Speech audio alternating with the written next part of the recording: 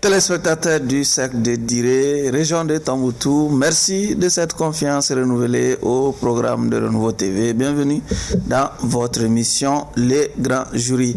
Ce soir, les Grands Jurys reçoivent M. Mohamed Ousmane Ag Mohamedoun. Il est président de l'Alliance pour la refondation du Mali, AREMA, et également membre du Conseil national de transition.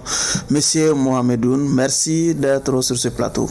C'est moi qui vous remercie et tout le plaisir est pour moi. Merci. Avec moi pour vous interroger ce soir, Abdraman Keïta, il est directeur de publication du journal Les Témoins. Bonsoir Abdraman. Bonsoir. Bruno Dito Sekbeji, il est directeur de publication du journal Mali Horizon. Bonsoir Bruno. Bonsoir Aron. Et je suis Oumar B. Sidibé pour ceux qui nous suivent sur la radio Renouveau FM ou la 98.1 FM. Encore une fois, bienvenue toutes et à tous dans l'émission Les Grands Jurys. Monsieur Honorable, votre observation sur la composition du jury.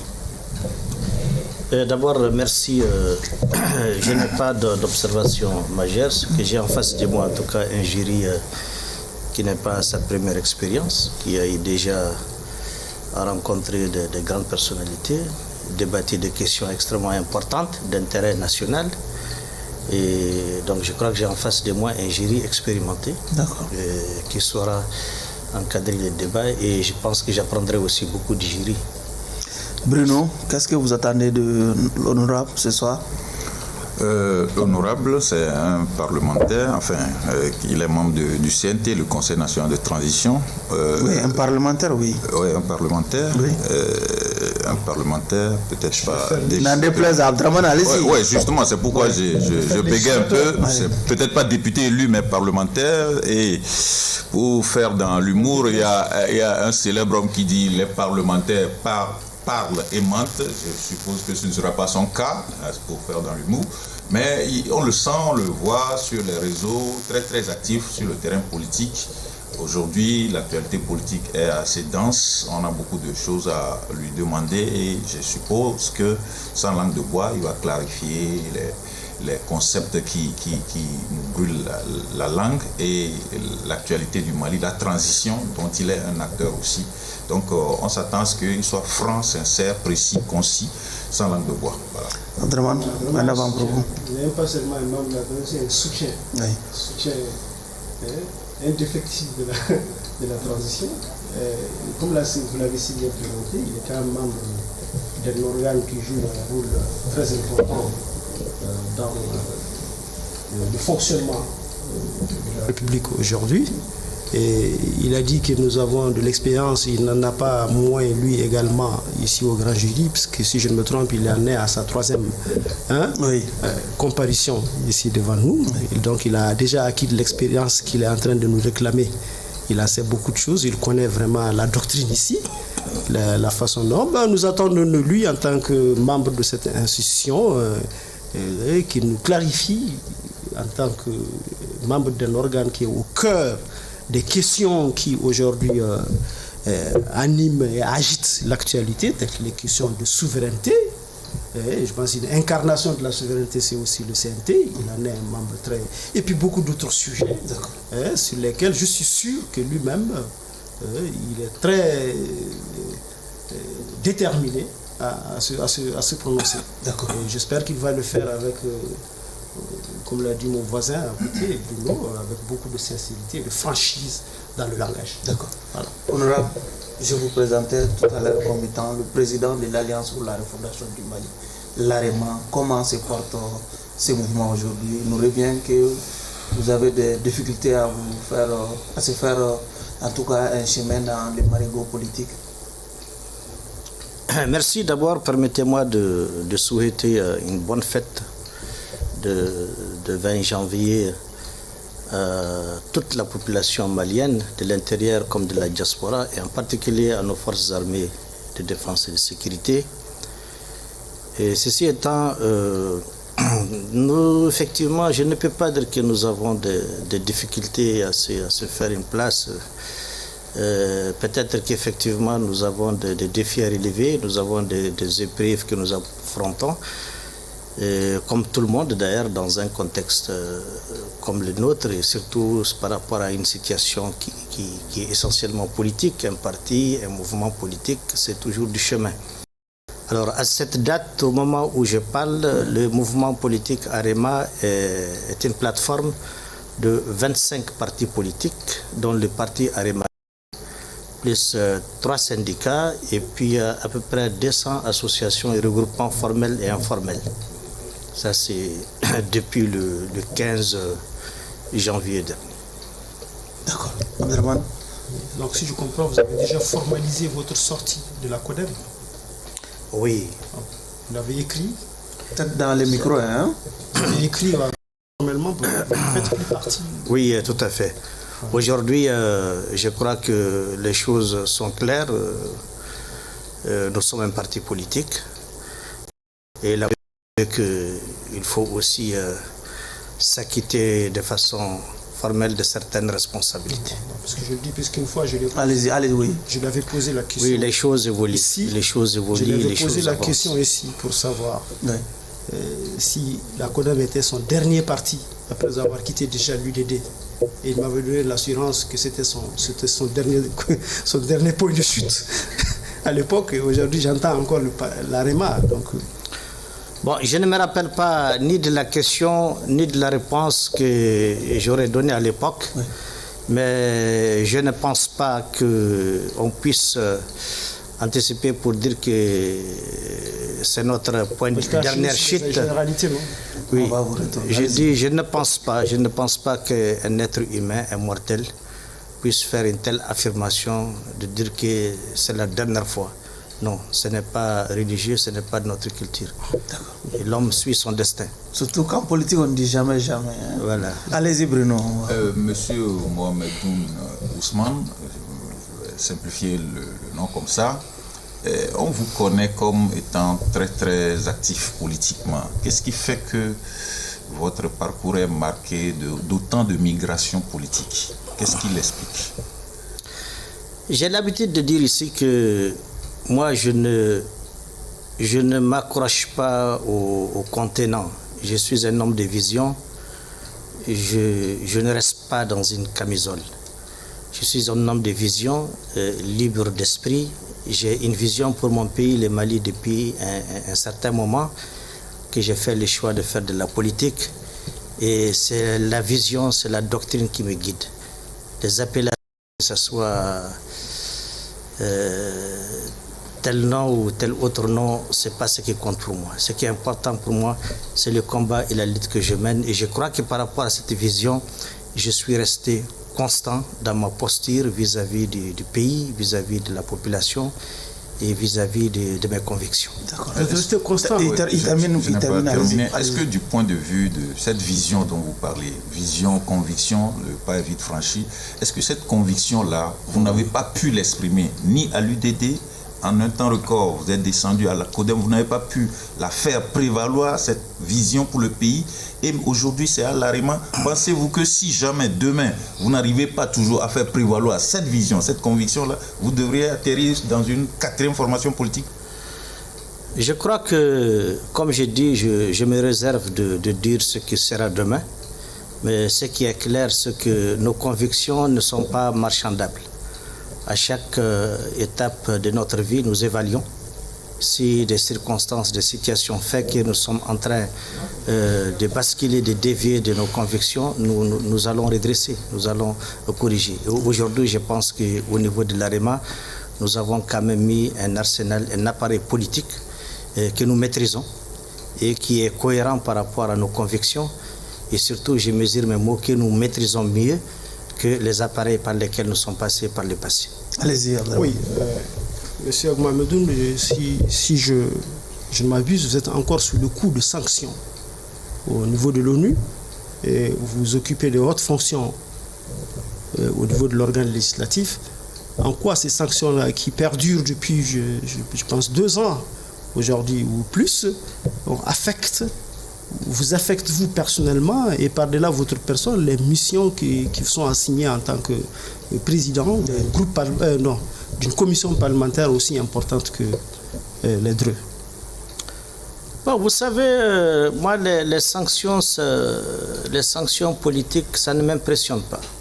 Je fais avec. C'est comme si je décide d'aller au front pour faire la guerre et dire que je suis surpris que je reçoive une balle. Ça ne me surprend pas. Donc c'est pareil, les sanctions, nous sommes face à une guerre politique, diplomatique, de libération, de souveraineté. Et nous avons des ennemis en face qui ont à leur disposition tous les leviers internationaux pour sanctionner qui ils veulent. Mais ça ne nous arrêtera pas à mi-chemin. Et je crois qu'effectivement, l'objectif de cette sanction, c'était effectivement de réduire un peu mes sorties, mes interventions, ma capacité à bloquer certaines conspirations dans certaines instances de la mise en œuvre de l'accord. Et je crois que malheureusement, pour ceux qui ont fait ces sanctions, au contraire, ça m'a conforté dans ma position et dans mes convictions que nous sommes sur le bon chemin.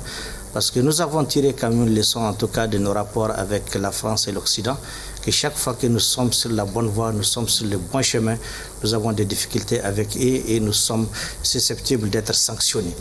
Et c'est pourquoi d'ailleurs je suis même surpris qu'après les premières sanctions, nous avons fait beaucoup de choses. Je m'attendais à une autre sanction encore, peut-être qu'elle viendra.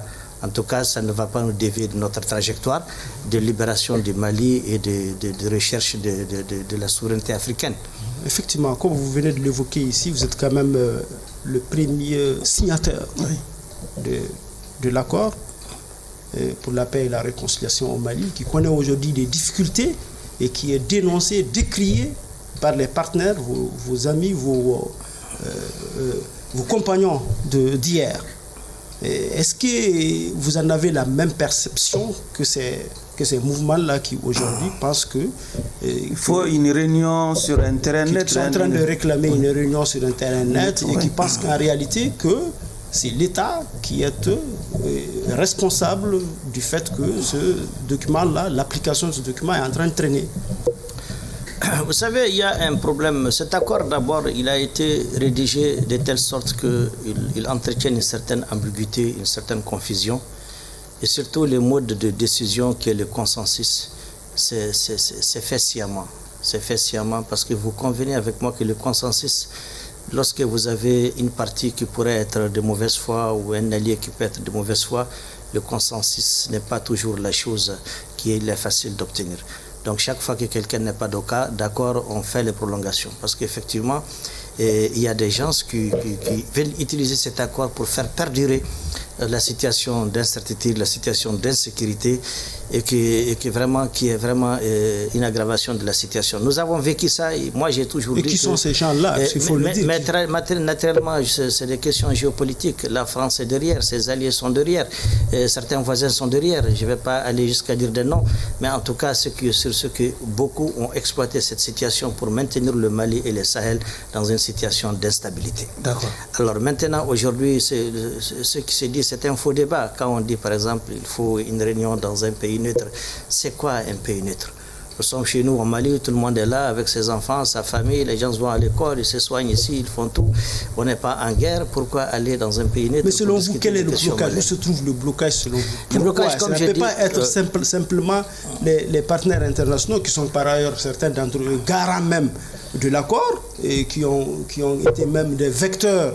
Et vous-même, vous faites partie, parce que les lacunes que vous évoquez, vous faites le blocage. Je vais vous expliquer. Ce blocage est devenu une question de mystère. Et vous, vous-même en tant que signataire, est-ce que vous avez levé de votre côté tous les obstacles possibles, éventuels, de ce blocage-là? Parce que l'un des blocages, c'est aussi le désarmement. Est-ce que CPA, dont vous êtes le secrétaire général, a complètement, totalement désarmé, en montrant l'exemple aux autres qui ne sont pas en train de désarmer? Ce n'est pas la CPA qui se désarme. Maintenant, pour vous mettre à l'aise, pour ce qui concerne la CPA, la liste est déjà déposée. Nous avons dit avancer avec ceux qui veulent avancer dans le DDR, que personne ne prenne le Mali et le processus en otage. Mais malheureusement, ces fameux consensus... Et les armes? La liste est déposée, et les armes? La liste, quand on vous dit qu'une liste est déposée, c'est avec la liste des armes aussi. Mais pas les armes concrètement, mais la dit seulement. Mais c'est pas comme ça que ça fonctionne, mon ami. Voilà, on veut comprendre comment ça fonctionne. C'est pas comme ça que ça fonctionne. C'est une commission qui est mise en place. On fixe une date, on dit aux gens, venez avec les hommes, vous les désarmez, c'est comme ça. Et pour les cas de la CPA, jusqu'à demain, nous attendons ça. Nous sommes prêts, tout le monde est prêt. D'accord. Est-ce que vous voyez? Mais par contre, il y a toujours qui pose des problèmes. Souvent aussi des faux problèmes. C'est pourquoi j'ai dit que ce blocage est devenu un mystère. Nous-mêmes, on se pose la question, qu'est-ce qui bloque? Parce qu'on ne fait pas de blocage. Le gouvernement est prêt à intégrer 10 000 combattants. Oui. Ils sont au chômage, ils sont exposés, ils ont des armes. Et un certain mouvement a toujours des préalables du genre, je veux le partage de commandement, je veux une réunion de haut niveau. C'est quel mouvement? Mais c'est la SEMA, c'est la SEMA tout simplement. Donc c'est la SEMA qui est le blocage. Mais bien sûr, le facteur de blocage potentiel de ce processus, c'est la SEMA. Je ne vous fais pas l'avocat du gouvernement. Le gouvernement a donné toutes les facilités. D'accord. Toutes les facilités pour que ce processus avance. Et les autres mouvements également sont dans de très bonnes dispositions. Les facteurs de blocage de cet accord, c'est la SEMA. Et malheureusement, on n'a aucune raison justifiable de ce blocage parce qu'eux-mêmes, ils sont à court d'arguments. On veut une réunion dans un niveau neutre pour parler de quoi? Allez-y Bruno, allez-y Bruno. Parce que tout est déjà précis. Une petite question de rappel par rapport à cet accord. Oui. Monsieur Ousmane, vous avez été le tout premier acteur à signer cet accord. Et aujourd'hui, vous êtes membre de la coalition gouvernementale et ce gouvernement-là dit qu'il faut une relecture intelligente de cet accord-là. Comment vous expliquez que vous puissiez être allié de dirigeants politiques qui disent qu'il faut relire nécessairement une relecture intelligente? C'est ça l'expression du Premier ministre, par exemple. Comment, alors que vous avez été le premier à être d'accord solennellement devant les médias internationaux, à signer, et vous êtes aujourd'hui l'un des piliers, l'un des défenseurs de ces acteurs gouvernementaux. Comment vous l'expliquez? Je vais rectifier un peu. Ce n'est pas une lecture intelligente qui est dit, c'est une application intelligente. C'est l'expression consacrée du Premier ministre. Voilà. Le Premier ministre parle de relecture intelligente. Et d'application aussi. L'application intelligente, la relecture, elle est prévue dans... Le mécanisme de lecture est prévu dans l'accord lui-même. Mais il faudrait bien qu'une des parties dépose cette question officiellement à la table de relecture. Pour l'instant, ça s'est dit dans les médias, dans les discussions, dans les forums, mais aucune des parties n'a déposé officiellement une demande formelle de lecture pour que ça fasse débat. Ça a été dit au dialogue national inclusif même. Oui, non, vous n'avez pas répondu à ma question. Je viens. L'application intelligente de l'accord suppose tout simplement que dans l'accord, je suis de ceux qui sont convaincus que l'accord comporte des éléments dangereux. Mais pourtant, vous l'avez signé quand même. Si on les applique, justement, l'avantage... Vous l'avez signé au moment où certains étaient réticents. J'ai dit l'avantage de cet accord, c'est qu'il n'y a pas un seul article qui ne fait pas l'objet de débats et de discussions dans le CSA. Aucun article n'est applicable. Mais c'est dans l'application, lorsque vous avez des acteurs de mauvaise foi, ou bien que vous avez le malheur d'avoir un gouvernement faible, comme c'est arrivé avec les autorités intérimaires sous l'ancien système, parce que les autorités intérimaires aujourd'hui, ce n'est pas dans l'accord. Donc il n'y a pas eu, par rapport à cet aspect, une application intelligente et dans l'intérêt de l'État. Il y a eu une application catastrophique. C'est des accords subsidiaires. Voilà, ces accords subsidiaires sont catastrophiques. C'est pourquoi on dit application intelligente. Si à l'époque, il y avait un gouvernement souverain, intelligent, il n'y aurait jamais eu d'autorité intérimaire dans la région de cette façon. Si dans l'accord, il y a bel et bien le concept. Non, il ne faut pas désinformer. Dans l'accord, il y a bel et bien le concept d'autorité intérimaire. Il y en a bel et bien dans l'accord. Mais dans les détails, c'est effectivement comme il a dit, ce sont... Dans l'accord, il est dit que les autorités administratives actuelles vont continuer à fonctionner jusqu'à l'installation de l'autorité des autorités intérieures. Voilà. Maintenant, s'il y a des cas qui ne fonctionnent de difficultés, ils peuvent être remplacés par des autorités intérieures. Et vous avez été le premier à signer un document qui ne fonctionne pas. C'est ça. Non, il ne s'agit pas de ça. Parce que si vous posez la question de cette façon, ça veut dire tout simplement, vous pensez que la signature de l'accord était dangereuse et qu'il fallait continuer à révéloter dans le second plan de la déstabilisation du pays qui était de considérer Alger comme fort clos et de reprendre des négociations nouvelles, soit en Suisse, soit au Maroc, que Dieu nous en préserve. Cet accord a le mérite de créer un cadre de dialogue intermalien à l'intérieur du Mali, arrêter les voyages, mettre fin à la guerre. Donc, je ne suis pas d'accord qu'on les critique. Par contre, on peut le mettre en œuvre si on a un gouvernement fort, souverain, indépendant. On peut le mettre en œuvre sans créer les dangers pour notre pays. Monsieur Mohamed, vous avez parlé de gouvernement fort déjà. Il y a quelques jours, un cortège qui accueillait l'imam Diko de retour de l'Arabie Saoudite a été violemment dispersé. Est-ce que vous démarquez déjà de cette pratique? Bon, moi, je m'en tiens au communiqué du gouvernement. Oui. Il y a des mesures sécuritaires qui ne concernent pas spécifiquement une personne ou un groupe, et nous avons tous l'obligation de les respecter. Alors, force est à la loi. Lorsqu'on vous dit qu'il a été décidé que de certaines mesures, il faut les respecter. Si vous ne les respectez pas, vous allez trouver la puissance publique devant vous. Et personnellement, je pense que l'intéressé en question, c'est à travers peut-être la fumée qu'il s'est rendu compte qu'il s'est passé quelque chose. Sinon, je pense qu'il n'est même pas au courant de ce qui se passe. Parce que ces derniers temps, c'est ce qui s'est dit. Mais peut-être que souvent, le silence ne sert pas beaucoup les gens. Mais je m'en tiens personnellement au communiqué du gouvernement qui estime que en face, il y a des jeunes qui n'ont pas voulu appliquer les mesures que nous avons tous appliquées d'ailleurs. Nous avons tous des programmes de cette semaine, des meetings, des marches, on a tout annulé. Parce que tout simplement, les autorités ont dit il faut être prudent. Nous sommes dans une situation où il faut être prudent. Allez-y. Si tu permets, je reviens encore pour clarifier quelque chose par rapport à cette histoire d'accord. Vous savez, l'accord Pétain, vous êtes d'accord, et cela a permis à certains mouvements de prendre en main leur sécurité, puisqu'on ne parvient pas à avoir un système d'ensemble pour sécuriser le pays. C'est devenu la brèche par laquelle les mouvements sont entrés pour créer un certain organe qu'on a appelé CPS. CSP, du moins, CSP. C'est un organe qu'on appelle CSP qui nous amène parfois jusqu'au niveau de l'Italie pour dénouer certaines choses. Qu'est-ce que vous pensez de cet organe-là et de la façon dont il est géré? Bon, d'abord, le CSP, pour moi, c'est un non-événement. Je ne considère pas le CSP. Vraiment, je considère que c'est un acteur qui n'existe pas pour moi dans ce processus. C'est un divertissement. Pourtant, le gouvernement est impliqué là-dedans. Non, le gouvernement était impliqué à un moment donné, tout simplement dans un souci de coordonner une initiative malienne qu'il souhaiterait inclusive et sous le leadership de l'État. Lorsque certains voulaient faire du divertissement, comme on l'a dit, pour créer un truc parallèle dans un processus piloté par l'État, l'État s'est retiré là-dedans. Et moi, personnellement, je ne suis jamais rentré là-dedans. Parce que dès le début, je sais que c'est la diversion. Maintenant, pour en venir à la sécurité des mouvements, je te le dis haut et fort. Un mouvement qui te dit qu'il sécurise les populations aujourd'hui, il a menti. Aucun mouvement ne sécurise rien du tout.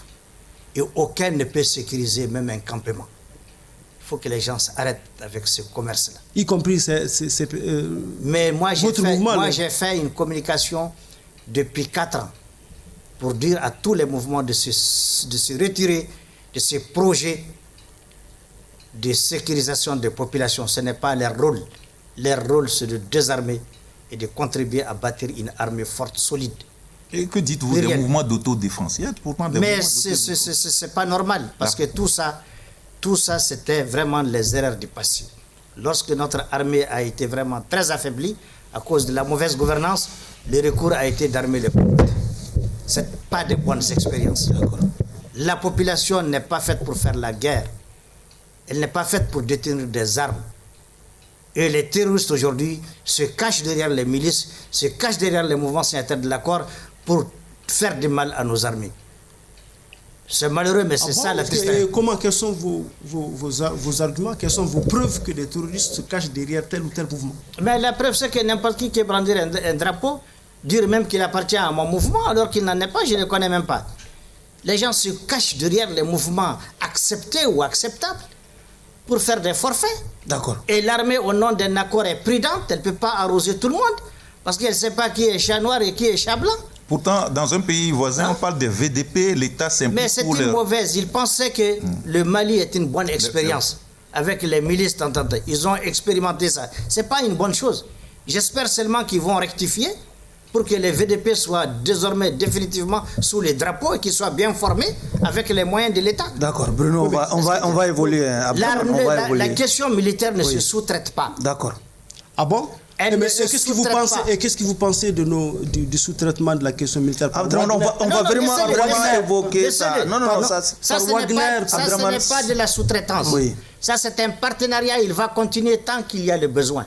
Et c'est le Mali qui a décidé de quand est-ce que ça commence et il décidera de quand est-ce que ça va s'arrêter. C'est différent. Bruno, et c'est régulièrement évalué. Est-ce que notre pays il gagne dans cette coopération? Donc c'est différent. C'est un partenariat sincère et les résultats sont tangibles et ils sont évaluables tous les jours. Honorable, on va en revenir. Voilà. Bruno, déjà, le 14 janvier a été décrété comme journée nationale de la souveraineté retrouvée. Oui, honorable. Parlez-nous. Le concept même, le concept souveraineté retrouvée fait polémique. Ça fait couler, ça continue de faire couler beaucoup de salive d'encre. L'expression même, est-ce que vous pouvez nous décortiquer en quoi le 14 janvier symbolise une souveraineté retrouvée, puisque souveraineté retrouvée, ça suppose qu'elle était perdue. Est-ce que vous pouvez nous expliquer, nous édifier? Vous savez, le problème c'est que ces concepts aujourd'hui qui sont en train de nous traumatiser, ailleurs ils sont définis de plusieurs façons. Il y a trois choses que les gens se confondent, mais elles se complètent, mais ça ne veut pas dire forcément la même chose. L'indépendance, la souveraineté, l'intégrité territoriale. Parce que ça se rapporte à la même chose. C'est ça. Est-ce que vous voyez? La souveraineté retrouvée, la souveraineté, c'est pas comme l'indépendance, c'est pas comme l'intégrité. La souveraineté, lorsque vous êtes en possibilité et en compétence de décider sans donner l'avis de notre État. Lorsqu'un gouvernement est capable de décider par lui-même, sans demander l'avis d'autres États, lorsque il est capable de définir ses politiques et de définir ses partenariats, sans demander également la volonté de notre État, c'est ça la souveraineté. Les gens la confondent à l'intégrité territoriale, qui veut dire tout simplement avoir l'entièreté de son corps. Ça, c'est l'intégrité territoriale.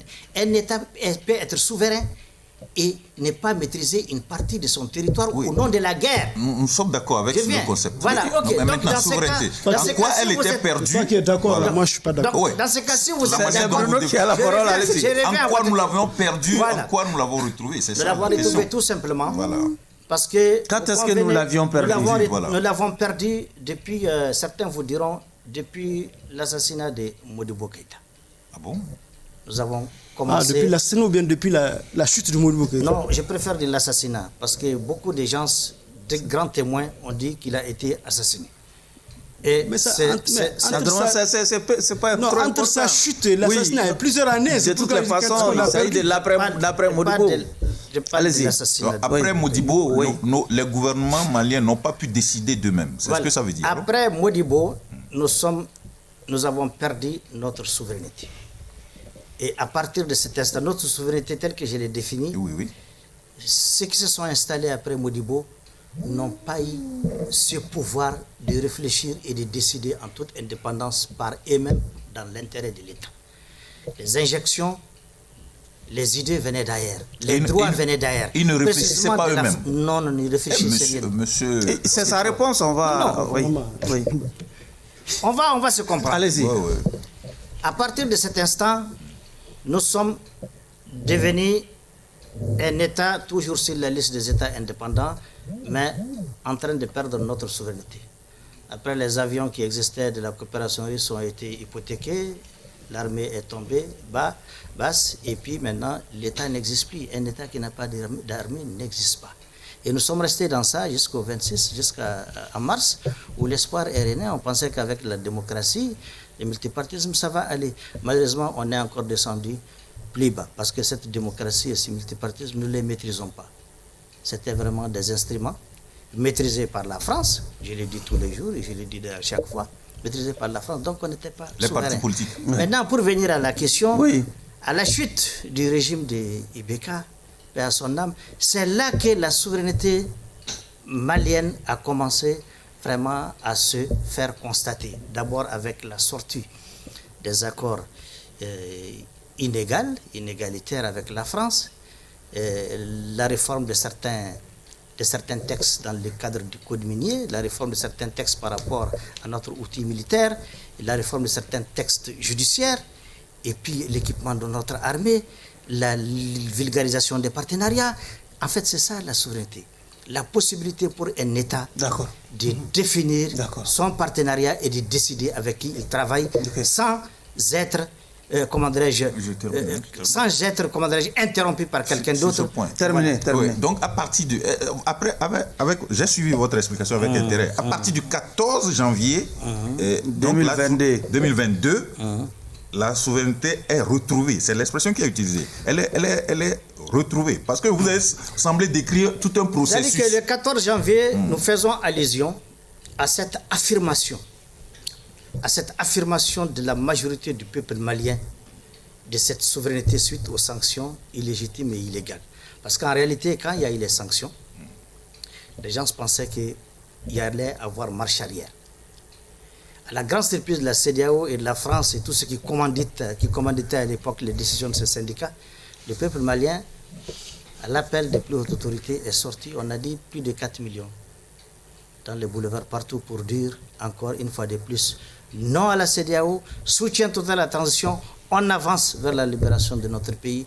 Alors là, c'est l'affirmation de la souveraineté. Mais qu'est-ce qui a motivé cette affirmation? C'est les acquis. Donc on aurait pu dire souveraineté affirmée alors. Voilà, effectivement. On aurait pu dire. Non, écoutez, effectivement, moi je reviens. Il ne faut pas rentrer dans le fichitisme des mots. Il faut utiliser le mot qui a fait l'unanimité, presque l'unanimité aujourd'hui.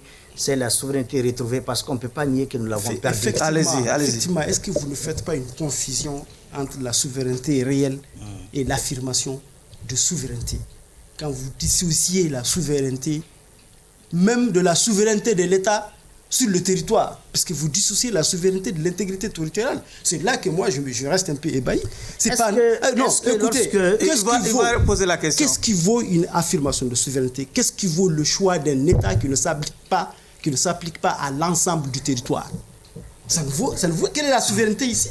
Vous savez, je vous donne un exemple. Je vous donne un exemple, par exemple, tout ce qu'on a décrété comme état d'urgence. C'était en toute souveraineté que l'État l'a décrété et on dit sur l'ensemble du territoire. Vous savez bel et bien que l'état d'urgence n'était pas respecté à Kidal.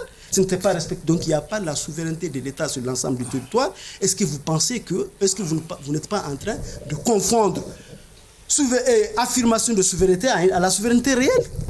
Non. La souveraineté, j'ai défini au début de mes propos. Quand on dit que c'est retrouvé, c'est que c'est réel. La capacité, lorsque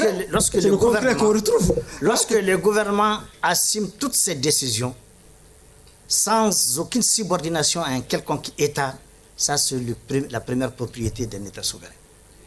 La deuxième, c'est lorsqu'il définit son partenariat et les choix de ses partenaires sans également être subordonné devant la vie d'un État. Ça, c'est la souveraineté. Maintenant, c'est dont vous parlez, le territoire n'est pas totalement occupé. Ça, c'est l'intégrité. Dites qu'il n'y a pas de souveraineté de l'État sur l'ensemble du territoire. Ça, c'est une évidence. Non, moi, je dis... la souveraineté de l'État sur l'ensemble du territoire? La souveraineté est retrouvée sur l'ensemble du territoire du Mali parce que le président Assimi, aujourd'hui, peut décider sans contrainte. Allez-y. Tous les Mali, y compris Tanzawatan, aujourd'hui, peut prendre une décision. Sans contrainte? Oui. Mais les contraintes se trouvent dans les décisions qu'on ne prend pas, qu'on retient. Non. Parce que vous ne pouvez pas me dire qu'aujourd'hui, le président peut décider de là où on peut ouvrir une école. Vous ne pouvez pas me dire que le président peut décider de là où on installe une institution, un organe juridique, du moins un organe judiciaire. Alors que le pays quand même... Vous êtes en train de confondre. Apparemment, vous n'avez pas écouté. Vous ne pouvez pas dissocier la souveraineté de l'État sur le territoire. Ce n'est pas possible. Non, c'est-à-dire que quand vous dites la souveraineté de l'État, c'est la même chose. Vous parlez toujours de la souveraineté. Donc vous ne pouvez pas dissocier la souveraineté de l'intégrité territoriale. L'intégrité territoriale, quand vous êtes en guerre. Abdraman, vous avez posé la question. Allez-y. Il n'a jamais été nié que le Mali est en guerre. Alors quand vous êtes en guerre, forcément il y a des endroits sur votre territoire, vous ne ferez pas ce que vous voulez au nom de la guerre. Mais la guerre, elle se gagne. Et ça ne vous empêche pas d'assumer votre souveraineté. Parce que vous décidez par vous-même, selon les intérêts de votre pays, sans être sans avoir des souveraineté à l'égard de la communauté internationale. À l'égard de la communauté internationale, en réalité, c'est ça la souveraineté internationale. Oui. Ah, vous croyez en ça, en une souveraineté intégrale des pays aujourd'hui, dans un monde aussi mondialisé? Est-ce que vous croyez en une souveraineté intégrale? Là, vous sortez le débat à un autre niveau. Sinon, si vous l'amenez à ce plan, je vous dirais que même les États-Unis ne sont pas souverains. Voilà, donc allez. Alors, maintenant, revenons dans les cadres. Je vous dis aujourd'hui, les gens utilisent le fait que tu ne peux pas dormir à Boulekessi comme tu veux pour dire que la souveraineté n'est pas... Bruno, allez-y, s'il vous plaît. C'est différent. Lorsque à Marache, lorsqu'il y a eu la guerre du Burkina... lorsqu'il y a eu la guerre... S'il vous plaît, vous n'avez plus la parole. On n'affiche pas autant la souveraineté. Abdraman, s'il vous plaît. On doit l'afficher avec plus de modestie. Oui. Non, c'est pas une question de modestie. Allez-y. C'est pas... Il faut comprendre le contexte. Lorsqu'un certain Ambalo Sissoko se permet de faire des sorties inappropriées, alors qu'il avait de meilleures choses à dire par rapport à notre pays, il est de notre devoir de lui rappeler que notre souveraineté, nous l'assumons. Oui. Et qu'il a plutôt d'autres champs à fouilleter s'il veut bien servir l'Afrique que de s'intéresser au cas du Mali. D'accord. Donc il faut citer les choses dans leur contexte. Okay. Sinon, aujourd'hui, l'intégrité territoriale, je suis d'accord. Quand on dit aujourd'hui, nous n'avons pas toute l'intégrité. Mais il faut reconnaître aujourd'hui que tous les jours, l'armée est en train de récupérer les territoires. On va parler de l'armée. On va parler de l'armée. Allez-y, Bruno. Donc ça avance et ça va avancer. Mais je viens encore. Ça aussi, c'est pas seulement, il ne faut pas seulement compter sur l'armée. On a parlé de l'accord d'Alger. Aujourd'hui, j'ai vu des gens parmi les mouvements signataires qui sont en train de tenter de faire des commentaires ridicules par rapport à cette notion de souveraineté retrouvée. Alors qu'ils savent, ils savent pertinemment que si aujourd'hui on ne fait pas tout ce qu'on veut à la tête, c'est parce que tout simplement il n'y a pas un franc jeu. Ils n'ont pas joué leur partition par rapport à la mise en œuvre de cet accord. Okay. Et pourtant, malgré tout, l'armée nationale et l'État sont restés dans une dynamique de chercher toujours à ramener l'ensemble des fils. L'honorable est plus à l'aise avec une expression comme souveraineté affirmée, je crois. Mais il a, dans son explication, j'ai cru percevoir cela. Il croit qu'il faut admettre ou bien utiliser l'expression utilisée au plus haut niveau. Maintenant, honorable, on parle de plus en plus de la montée en puissance, puisque le président me pousse vers l'armée, de la montée en puissance de cette armée. Mais au plan opérationnel, au plan de la sécurité, la vie des personnes et des biens, est-ce que vous qui avez des ressorts un peu plus profonds vers le nord, est-ce que vous êtes satisfait? Cette montée en puissance-là, est-ce qu'elle est vécue à l'intérieur? Aujourd'hui, d'ailleurs, il y a eu acquisition d'une vingtaine d'aéronefs. Est-ce que vous pouvez, en toute objectivité, vous féliciter de cette montée en puissance dont on parle au plan concret, sur le terrain? Est-ce que la population vive, l'exprime? Je vais utiliser une expression. Je suis en train d'apprendre à parler Bamana. Oui. Pour répondre à votre question, je vais dire quelque chose que j'ai appris dans les différentes interventions. C'est ça, la montée en puissance de l'armée aujourd'hui. C'est très visible, c'est très tangible.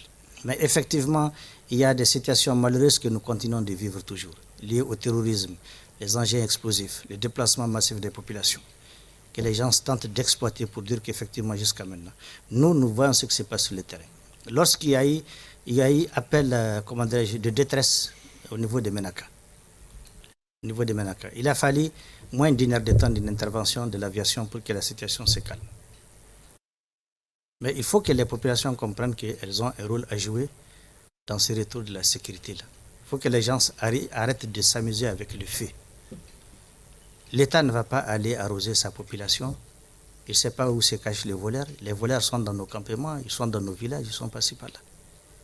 Mais ce jour-là, je peux vous assurer que l'armée a démontré sa montée en puissance. En une heure de temps, Menaka s'est calmé. Mais après, ces gens continuent toujours à faire la mauvaise foi. Ils rentrent dans les campements, ils sortent, tout le monde voit, les radars voient, tout le monde voit. Il faut que les gens comprennent que la sécurité, ce n'est pas seulement l'armée, c'est toute la population.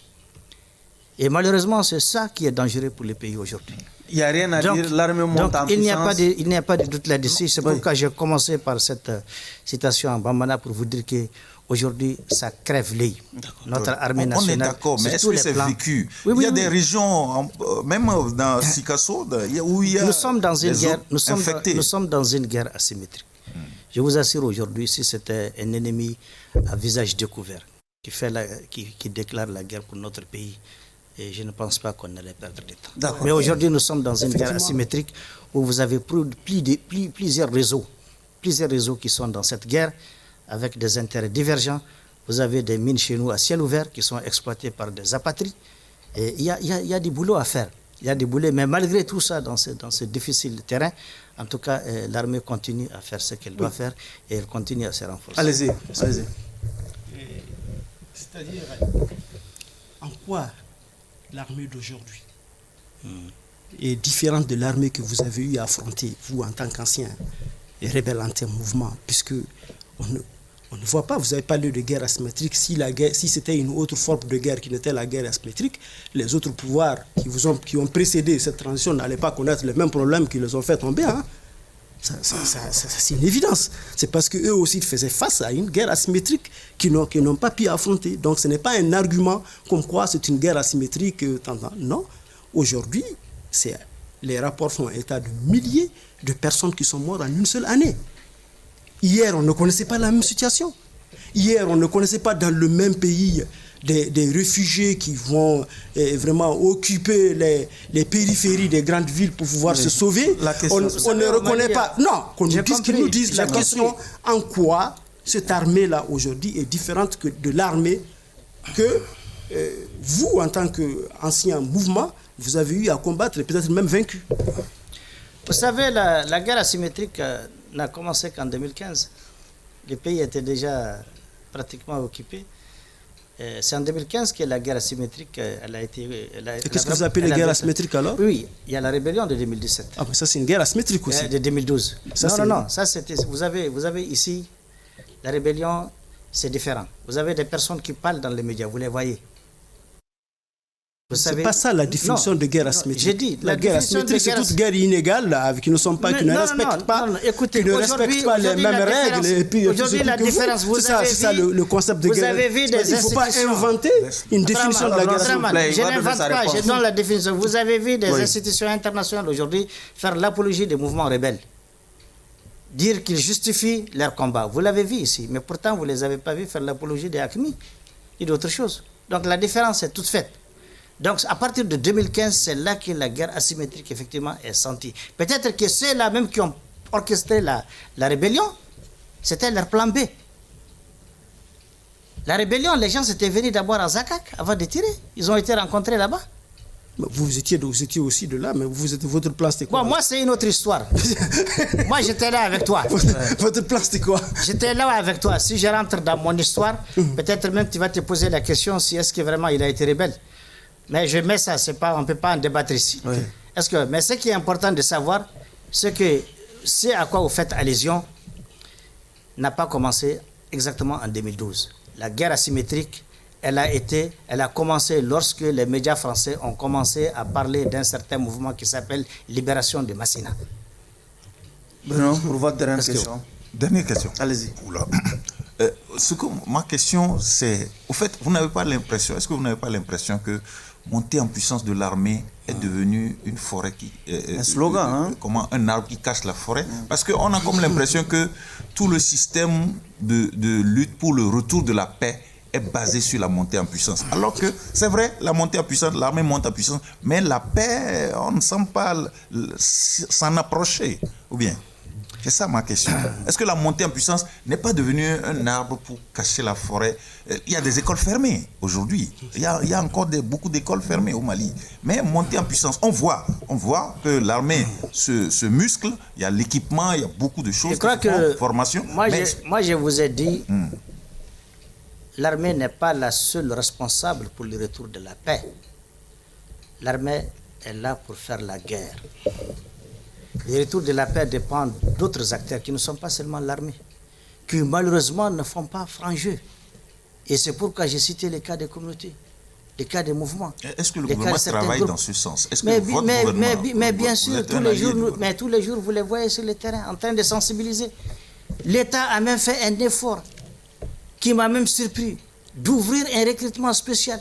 Que sont devenues les missions Il y a eu des missions de bons offices, honorable. Il y a eu des missions de bons offices pour dialoguer avec la communauté à l'intérieur. à un moment, je ne veux pas citer de nom, il y a eu un dignitaire religieux qui a été dépêché par le pouvoir. Il y a eu des... Mais aujourd'hui, avec la transition, on a Moi, je ne pense pas qu'il y ait eu un dialogue jusqu'à maintenant. Il y a eu des discussions peut-être intercommunautaires, du dialogue intercommunautaire. Mais à une négociation proprement dite, telle que certains l'ont sollicité à un moment donné avec les chefs de ces mouvements. Vous conseillez ce dialogue? Je ne pense pas. Non, moi je suis partisan du dialogue. Le dialogue a toujours des vertus. Est-ce que vous avez conseillé le gouvernement d'explorer ces voies-là? Mais je crois qu'il y a 2 ans, ça a été toujours mon discours. Mais aujourd'hui, je m'en tiens à la stratégie de mon pays. Parce que vous savez, aujourd'hui, l'État a plusieurs leviers. Et ils sont mieux placés pour savoir quand est-ce qu'il faut négocier et quand est-ce qu'il ne faut pas négocier. Nous n'anticipons pas là-dessus. La volonté du peuple s'est exprimée aux assises nationales et aussi au dialogue pour dire qu'il faut négocier. Maintenant, l'État sait ce qu'il fait. D'accord. Certainement que le moment n'est pas venu. En tout cas, je suis convaincu qu'une guerre finit toujours par une discussion, un dialogue. Allez-y, Abdraman. Voilà.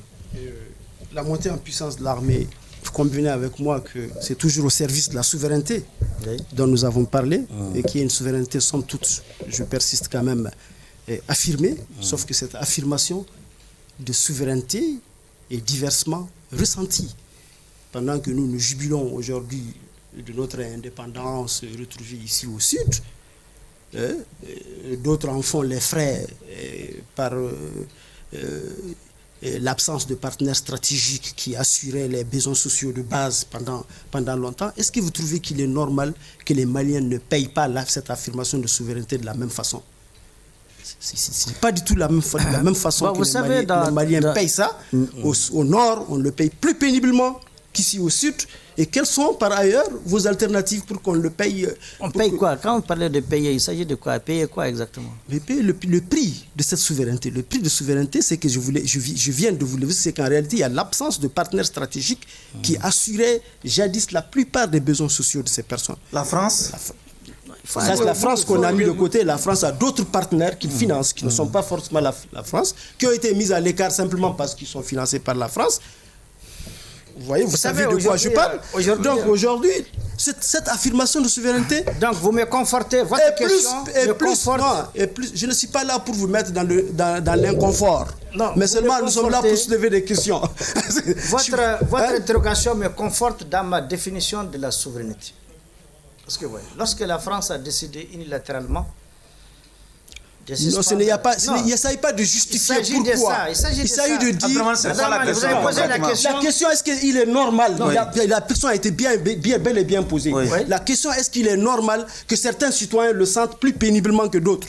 Est-ce qu'en réalité, il n'y a pas une certaine indifférence vis-à-vis d'autres populations qui sont beaucoup plus fragiles que d'autres? La question est mal posée, mon cher. La question qui devait être posée, est-ce que nous, notre réaction à la France était normale? Là, je vous dirais qu'elle est normale. C'est normal, non. Parce que de façon indigne, elle a décidé... La question n'est pas mal posée. Il va répondre à la question. Nous répondons qu'elle avec ça. Donc c'est ça. Votre question n'est pas du tout bien posée. Sinon, pour venir à votre question, l'État fait tous les jours les efforts. C'est pas parce que la question vous met mal à l'aise qu'elle a été mal posée. Non, elle a été mal posée. Parce que concernant les besoins des populations, tous les jours, avec ou sans la France, la transition continue à distribuer, à répondre aux besoins de ces populations, que ce soit dans les cadres humanitaires ou dans les cadres sectoriels. Ça ne s'arrête jamais, ça va continuer. Par exemple. Par contre, dans tous les domaines, je n'ai pas besoin de citer. L'eau, la santé, tout ça. L'eau, hein? Mais bien sûr. Et l'environnement aussi. Mais bien sûr. J'ai envie de vous poser la question, pourquoi on n'a pas beaucoup senti la commission que vous dirigez au CNT dans cette bataille-là contre la destruction de l'environnement par les Chinois à Bougouni. Mais c'est parce qu'il y a eu des efforts qui vous en parlez. Ah bon? Il y a eu des actions contre ceci-là. Il faut le dire quand même. Il y a eu des actions, mon cher. Hein? Monsieur Honorable, nous sommes malheureusement au terme des débats pour le compte de cette audience. Le jury va à présent se retirer pour procéder à la délibération. Bruno, nous sommes dans le secret de la délibération. Un honorable Mohamed Ousmane qui nous tient la dragée haute, moi je voudrais commencer comme ça, qui arrive à répondre, à se dérober quelquefois, à ne pas convaincre quelquefois. sur la question de la souveraineté, j'ai comme l'impression qu'il était un peu mal à l'aise par rapport à l'expression souveraineté retrouvée, mais comme c'est un allié du gouvernement, le CNT est quasiment un allié du gouvernement dans la configuration actuelle, les textes passent très très vite, et donc il a pu se sauver en défendant cette... Mais je crois qu'il voudrait plutôt dire que c'est une date symbolique pour affirmer solennellement cette volonté de conquérir totalement cette souveraineté-là. Bon, donc je ne suis pas, globalement, je ne suis pas très satisfait par rapport à cette prise de position. Je ne veux pas être sévère, mais je voudrais qu'on le condamne avec sursis. Abdraman? Bon, moi je ne peux pas...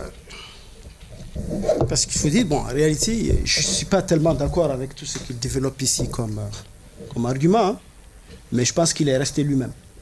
Il est resté constant, ce sont des positions qu'il a toujours prises avec beaucoup de sincérité et de franchise.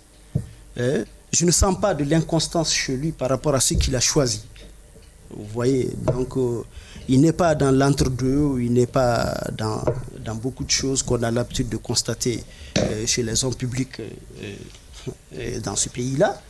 Sans être d'accord avec ce qu'il développe, je lui reconnais quand même la franchise, je lui reconnais vraiment la constance dans cette prise de position. Et je pense que ce sont des exemples qui méritent d'être positivement sanctionnés. Donc c'est à vous maintenant de voir quelle est la façon de le récompenser pour cette constance qui est très rare, qui est quand même une denrée très rare chez nos gens. Mais j'affirme que très seulement sur beaucoup de choses, je ne suis pas très d'accord avec lui, mais il a quand même le mérite de s'affirmer et de rester tel qu'il est. Okay. Au bénéfice donc de ces deux réquisitoires défavorables à une condamnation sévère de l'accusé, il me plaît en tout cas de libérer l'accusé des liens de l'accusation. Par conséquent, il est acquitté. Honorable, un dernier mot. Merci à tous les jurys, merci à vous, Barou. Je crois qu'on a eu un débat assez, comme j'ai dit dans mes propos liminaires, j'espère apprendre beaucoup de choses. Effectivement, j'ai appris beaucoup de choses dans cette question. Je crois qu'on s'est enrichi. J'ai eu un jury, pour ne pas dire impitoyable, assez dur. Mais c'est normal aussi parce qu'il faut aussi créer les conditions pour que les gens se comprennent, quoi, parce qu'effectivement, c'est l'actualité. C'est l'actualité. Les gens sont trop divisés sur la définition de ces concepts. Mais il faut qu'on arrive à définir désormais les choses sur la base de notre propre compréhension et sur nos réalités endogènes, quoi, et non adopter des définitions venues d'ailleurs. En tout cas, merci. Toujours un plaisir de vous retrouver. Merci beaucoup. Ainsi prend fin ce numéro de votre émission Le Grand Jury qui recevait comme invité l'honorable Mohamed Ousmane Ag Mohamedoun, membre du CNT et président de l'Alliance pour la refondation du Mali, AREMA. Clin d'œil à tous nos téléspectateurs du côté de la région de Ségou. Au revoir.